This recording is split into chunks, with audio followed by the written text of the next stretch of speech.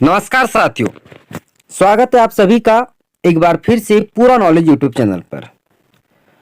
दोस्तों, एक नया वीडियो, नया टॉपिक मैं लेकर के आया हूं आपके लिए। एक नया टॉपिक, मध्य प्रदेश के प्रमुख राजवंश कौन कौन से हैं, राजवंश से जुड़े महत्वपूर्ण प्रश्न उत्तर, जो कि आपकी आने वाली परीक्षाओं के लिए बहुत ज्यादा इंपॉर्टेंट होने वाला है, क्योंकि राजवंश से लेकर के एक या दो क्वेश्चन आपको एग्जाम में पूछता ही पूछता है। तो दोस्तों, ये वीडियो यानी आपके 2 नंबर पटवारी के पक्के। तो दोस्तों, वीडियो को शुरू करते हैं। वीडियो शुरू करने से पहले जो भी इस चैनल पर नए हैं वे प्लीज चैनल को सब्सक्राइब कर दें। यदि वीडियो आपको अच्छी लगती है तो वीडियो को लाइक कीजिए और शेयर कीजिए। ठीक है दोस्तों, शुरू करते हैं आज की इस वीडियो को। चंदेल राजवंश का संबंध किस क्षेत्र से है? दोस्तों, चंदेल वंश बहुत ज्यादा प्रसिद्ध वंश था मध्य प्रदेश का। तो चंदेल राजवंश का संबंध किस क्षेत्र से है? किस क्षेत्र में चंदेल राजवंश का आधिपत्य था? तो दोस्तों, इसका आंसर है बुंदेलखंड। बुंदेलखंड क्षेत्र में चंदेल राजवंश का आधिपत्य था। सेकंड क्वेश्चन, तोमर राजवंश का संबंध किस क्षेत्र से है? इससे पहले चंदेल राजवंश जो कि बुंदेलखंड में आधिपत्य था, अब तोमर राजवंश का संबंध तो किस क्षेत्र से है? ग्वालियर क्षेत्र से। तोमर राजवंश ग्वालियर में स्थापित था। ठीक है दोस्तों, परमार राजवंश का संबंध किस क्षेत्र से है? परमार राजवंश जिसके कि एक राजा भोज थे, जिन्होंने की भोपाल नगर की स्थापना की है। और मालवा किस क्षेत्र को कहते हैं? जो कि उज्जैन की सबसे पहली राजधानी थी अवंती। अवंती का नया नाम मालवा है, जो कि प्राचीन जनपदों में से एक था। ठीक है दोस्तों, तो परमार राजवंश का संबंध किस क्षेत्र से है? तो मालवा क्षेत्र से। उसी प्रकार बुंदेला राजवंश का संबंध किस क्षेत्र से है? तो बुंदेलखंड से। याद रखना, यदि बुंदेला राजवंश आया, बुंदेला वंश आया, तो सीधे से अपने को टिक करना है बुंदेलखंड क्षेत्र। या होलकर राजवंश का संबंध किस क्षेत्र से? दोस्तों, मालवा के क्षेत्र। देखो, होलकर राजवंश का संबंध किस क्षेत्र से है? तो मालवा क्षेत्र से। और आपको बता दूं कि मालवा का क्षेत्र बहुत बड़ा क्षेत्र है मध्य प्रदेश का, और बहुत से यहाँ पर इस क्षेत्र में बहुत से वंश के शासकों ने राज्य भी किया है। ठीक है दोस्तों, सिंधिया राजवंश का संबंध किस क्षेत्र से है? तो इसका आंसर क्या होगा? ग्वालियर। माधवराव सिंधिया, ज्योतिरादित्य सिंधिया, जो कि अभी वर्तमान में राजनेता है, यह सभी सिंधिया राजवंश से हैं। तो सिंधिया राजवंश का संबंध किस क्षेत्र से है? तो ग्वालियर से। दोस्तों, अब बात करते हैं चंद्र राजवंश। चंद्र राजवंश का संबंध किस क्षेत्र से है? तो आपको बता दूं कि चंद्र राजवंश का संबंध बघेलखंड से बुंदेलखंड। इस राजवंश ने बघेलखंड और बुंदेलखंड दोनों में शासन किया है। तो चंद्र राजवंश का संबंध बघेलखंड से बुंदेलखंड तक है। अब दोस्तों, बात करते हैं यशोधर्मन कहां का शासक था? यशोधर्मन कहां का शासक था? तो दसपुर का। दसपुर किसका प्राचीन नाम है? मंदसौर का। मंदसौर का प्राचीन नाम दसपुर, और दसपुर का शासक यशोधर्मन दसपुर का शासक था। नेक्स्ट क्वेश्चन, कि उदयगिरी की गुफाएं एवं सिकवा के मंदिरों का निर्माण किसने करवाया था? उदयगिरी की गुफाएं जो कि जैन धर्म के लिए प्रसिद्ध है, तो दोस्तों इसका निर्माण किसने करवाया था? जैन धर्म के अनुयायी कौन थे? चंद्रगुप्त मौर्य। तो इसका निर्माण गुप्त वंश ने करवाया था। उदयगिरी की गुफाएं जो सिकवा के मंदिरों का निर्माण किसने कराया था? तो गुप्त वंश के शासकों ने करवाया था। ठीक है दोस्तों, देखो दोस्तों, यदि हम राजवंश में जाए तो राजवंश का चैप्टर बहुत बड़ा है। एक एक शासक का नाम, एक एक वंश का नाम कहीं से भी पूछ सकता है। इसके लिए एक बड़ी वीडियो आपके लिए लेकर के आऊंगा, राजवंश के प्रमुख शासकों को लेकर के। क्वेश्चन नंबर 10 है, किस राजा ने देवनाम प्रिया की उपाधि धारण की थी? देवनाम प्रिया की उपाधि धारण की थी सम्राट अशोक ने। और सम्राट अशोक के शिलालेख है सांची के स्तूप में। ठीक है दोस्तों, नेक्स्ट क्वेश्चन, किस वंश ने ओरछा को बुंदेलखंड की राजधानी बनाया था? ओरछा को बुंदेलखंड की राजधानी।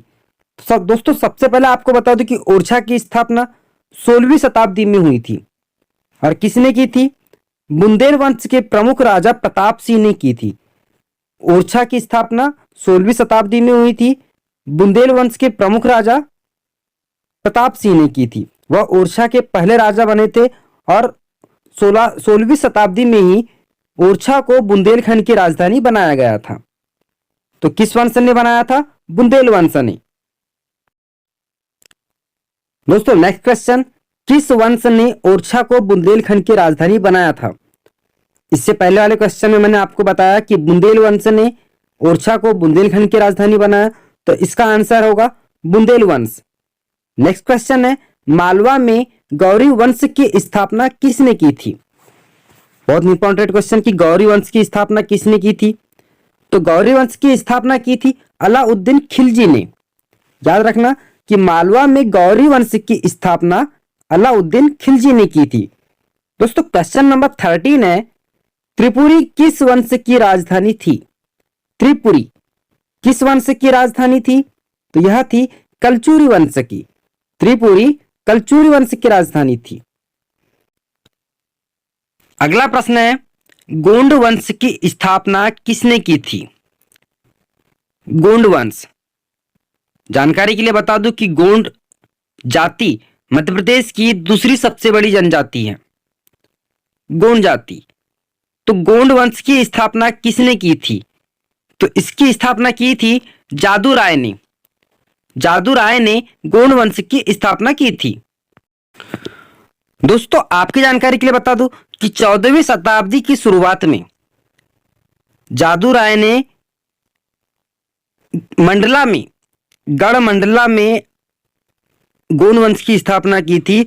और गोंड वंश के एक प्रमुख शासक थे मदन शाह, जिन्होंने की मदन महल का निर्माण कराया था, जो कि जबलपुर की विशाल पहाड़ी पर स्थित है। तो मदन महल का निर्माण किसने कराया? मदन शाह ने। और मदन शाह किस वंश के शासक थे? तो गोंड वंश के शासक थे। और गोंड वंश की स्थापना कब हुई थी? तो 14वीं शताब्दी की शुरुआत में। दोस्तों मदन शाह के साथ साथ गोरखदास, अर्जुन दास और संग्राम शाह, यह गोंड वंश के प्रमुख शासक थे। कौन कौन? मदन शाह, गोरखदास, अर्जुन दास और संग्राम दास, यह गोंड वंश के प्रमुख शासक थे। ठीक है दोस्तों, नेक्स्ट क्वेश्चन है, गरुड़ किस वंश का राजकीय चिन्ह था? गरुड़ किस वंश का राजकीय चिन्ह था? तो यह था गुप्त वंश का। गुप्त वंश का राजकीय चिन्ह गरुड़ था। और गुप्त वंश की स्थापना किसने की थी? तो चंद्रगुप्त प्रथम ने। चंद्रगुप्त प्रथम ने 320 ईस्वी में गुप्त वंश की स्थापना की थी। और यह वंश लगभग 510 ईस्वी तक के इस वंश ने शासन किया है। इस वंश में 510 ईस्वी तक के सभी शासक गुप्त वंश के थे। सिर्फ नरसिंह गुप्त बालदित्य को छोड़कर, नरसिंह गुप्त बालदित्य को छोड़कर सभी शासक गुप्त वंश के थे। नेक्स्ट क्वेश्चन है, खजुराहो मंदिरों में स्थित पार्श्वनाथ जैन मंदिरों का निर्माण। खजुराहो जो कि मंदिरों के लिए प्रसिद्ध है, तो खजुराहो में स्थित पार्श्वनाथ जैन मंदिरों का निर्माण चंदेल वंश के किस शासक ने करवाया था? यह तो प्रूफ हो गया कि खजुराहो मंदिर में स्थित जो पार्श्वनाथ जैन मंदिर है, इसका निर्माण चंदेल वंश के राजा ने करवाया था। लेकिन किस शासक ने कराया था, किस राजा ने कराया था? तो इसका निर्माण कराया था धगदेव ने। धगदेव जो कि चंदेल वंश का शासक था, उसने खजुराहो में स्थित पार्श्वनाथ जैन मंदिरों का निर्माण करवाया था। दोस्तों वीडियो में आप आखिर तक के बने रहिए, क्योंकि इन वीडियोस में आपके लिए अंदर से घुस कर के ला करके जानकारी इकट्ठा करके हुई है, जो कि आपके एग्जाम के लिए बहुत ज्यादा इंपॉर्टेंट है। ज्यादा दिमाग पकाने वाला काम नहीं है। यदि आप वीडियो को ध्यान से देखते हैं तो आपकी प्रिपरेशन बहुत अच्छे तरीके से हो सकती है। दोस्तों क्वेश्चन है कि इंदौर के होलकर वंश का संस्थापक कौन था? होलकर वंश का संस्थापक, तो होलकर वंश का संस्थापक था मल्हार राव होलकर। और इंदौर से पहले होलकर वंश की राजधानी कौन सी थी? तो कंपेल। कंपेल इंदौर से पहले होलकर वंश की राजधानी थी और इंदौर में होलकर वंश का संस्थापक मल्हारराव होलकर, जो कि 29 जुलाई 1732 को इसकी स्थापना की थी। 29 जुलाई 1732 को होलकर वंश की स्थापना मल्हारराव होलकर ने की थी। नेक्स्ट क्वेश्चन है, उदयगिरी की गुफाओं में टिटवा के मंदिरों का निर्माण किस वंश के शासकों ने करवाया था? टिटवा के मंदिरों का निर्माण, इससे पहले हमने जान लिए हैं कि उदयगिरी की गुफाओं का निर्माण गुप्त वंश ने करवाया था और टिटवा के मंदिरों का निर्माण भी गुप्त वंश ने ही करवाया था। दोस्तों क्वेश्चन घुमा सकता है कि टिटवा के मंदिरों का निर्माण किसने करवाया था? तो गुप्त वंश ने, और उदयगिरी की गुफाओं का निर्माण भी गुप्त वंश ने ही करवाया था। ग्वालियर का किला तोमर वंश के अधिकार में कब बना था या कब आया था? तोमर वंश के अधिकार में ग्वालियर का किला कब आया था? तो दोस्तों ग्वालियर का किला तोमर वंश के अधिकार में था 1398 से लेकर 1518 के बीच में। 1398 से 1518 के बीच में ग्वालियर के किले पर तोमर वंश का राज था।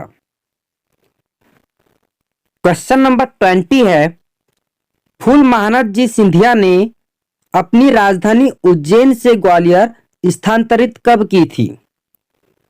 महानद जी सिंधिया ने अपनी राजधानी उज्जैन से ग्वालियर में कब स्थानांतरित की थी, या उज्जैन से ग्वालियर में कब ट्रांसफर किया था अपनी राजधानी को? तो इसका आंसर होगा 1810 ईस्वी में। 1810 ईस्वी में महानद जी सिंधिया ने अपनी राजधानी उज्जैन से लेकर के ग्वालियर में स्थानांतरित की थी। नेक्स्ट क्वेश्चन, देवी अहिल्याबाई ने किस क्षेत्र पर शासन किया था? या एक क्वेश्चन घुमा सकता है कि अहिल्याबाई किस क्षेत्र की शासिका थी? तो अहिल्याबाई, अहिल्या वंश या अहिल्याबाई इंदौर की शासक थी। देवी अहिल्याबाई इंदौर की शासिका थी। क्वेश्चन है, मालवा का प्रथम शासक जिसने कंपनी का अंत करने का बीड़ा उठाया था, यह कंपनी का अंत करने का जिम्मा उठाया था, मालवा का प्रथम शासक, मालवा क्षेत्र का प्रथम शासक कौन था और जिसने की कंपनी का अंत करने का बीड़ा उठाया था? तो इसका आंसर होगा जसवंत राव होलकर। जसवंत राव होलकर मालवा का प्रथम शासक था और इसने ही कंपनी का अंत करने का बीड़ा उठाया था। दोस्तों कंपनी का मतलब क्या है? ईस्ट इंडिया कंपनी, जो कि अंग्रेजों के द्वारा बनाई गई थी, उसे खत्म करने का बीड़ा उठाया था यशवंत राव होलकर ने, जो कि मालवा का प्रथम शासक था।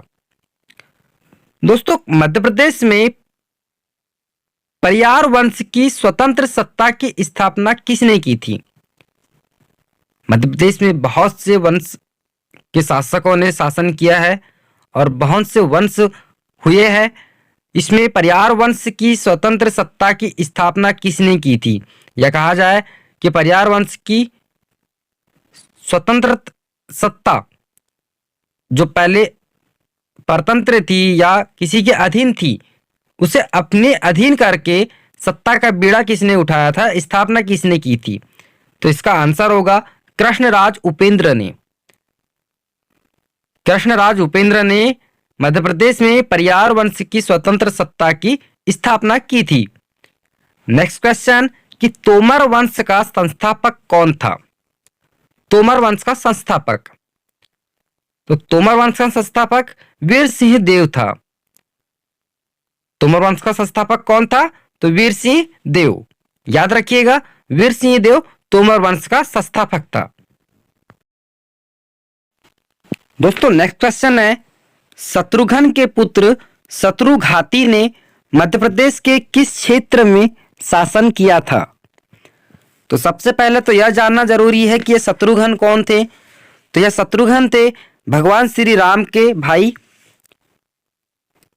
जिनके की दो पुत्र थे, एक शत्रुघाती और एक सुबाहु। तो सुबाहु मथुरा का शासक था और शत्रुघाती था विदिशा विदिशा का एक क्षेत्र है सिवनी, जिसमें कि शत्रुघाती ने शासन किया था। तो यह थे शत्रुघ्न के पुत्र, और शत्रुघ्न के दो पुत्र थे, एक सुबाहु जिनका की शासन मथुरा में था, और दूसरे शत्रुघाती जो कि भेलसा भेलसा जो कि विदिशा में आता है। भेलसा सिवनी के शासक थे शत्रुघाती। तो दोस्तों नेक्स्ट क्वेश्चन, है वंश से संबंधित राजा कौन है? है वंश बहुत इंपॉर्टेंट वंश है, इसके बारे में अक्सर पूछते रहता है। तो है वंश से संबंधित राजा कौन है? तो इसका आंसर है कृष्णराज, शंकरगढ़ और बुद्धराज। यह सभी है वंश से संबंधित राजा थे, कृष्णराज, शंकरगढ़ और बुद्धराज। दोस्तों नेक्स्ट क्वेश्चन है, 10वीं सदी में कत्थक घाट वंश का शासन मध्य प्रदेश में कहां स्थित था? कत्थक घाट वंश का शासन मध्य प्रदेश में कहां स्थित था, जो कि 10वीं सदी में था? कत्थक घाट वंश का शासन मध्य प्रदेश में था ग्वालियर कुंड नरवर में। ग्वालियर कुंड नरवर के 10वीं सदी में किस वंश के शासक थे? तो कत्थक घाट वंश के शासक थे। दोस्तों नेक्स्ट क्वेश्चन कि परमार वंश का अंतिम शासक कौन था? परमार वंश एक बहुत बड़ा वंश रह चुका है मध्य प्रदेश के अंदर में। तो परमार वंश का अंतिम शासक था महलक देव। महलक देव परमार वंश का अंतिम शासक था। परमार वंश के किस प्रतापी शासक ने चालुक्य वंश के तेलप राजा का वध किया था? तेलप राजा का वध जो कि चालुक्य वंश से संबंधित है। तो इनका वध किसने किया था?